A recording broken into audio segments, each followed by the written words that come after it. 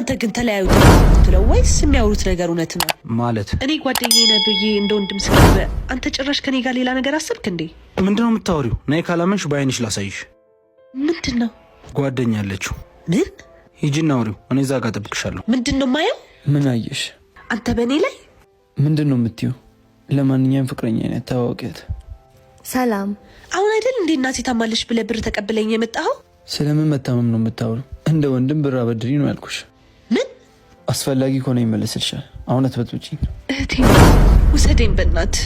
የት ነው የምወስድሽ? በቃ መጠጣት የምችልበት ቦታ ውሰደኝ። እኔ ህመሜን መርሳት እፈልጋለሁ። እውነተኛ መጽናኛ መጠጥ ሳይሆን እግዚአብሔር ነው። ነይ እንደውም አንድ ቦታ ወስድሻለሁ። የት ልትወስደኝ ነው?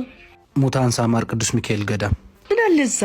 በሙታንሳ ማር ቅዱስ ሚካኤል ገዳም የሚገኙ አባቶች መጠለያ አጥተው በጣም ተቸግረዋል። ሁላችንም በየአቅማችን እንድረስላቸው። አንቺ ደግሞ አሁን በመጠጥ ልታጠፊ የነበረውን ብር ሄደን እነሱ እናግዝበታለን። አሁን እኮ መላክ እችላለሁ። አካውንታቸውን ንገረኝ።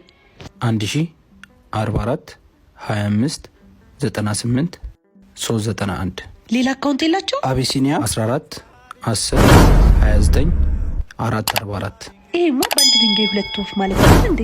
ይሄማ በአንድ ድንጋይ ሺህ ወፍ ነው።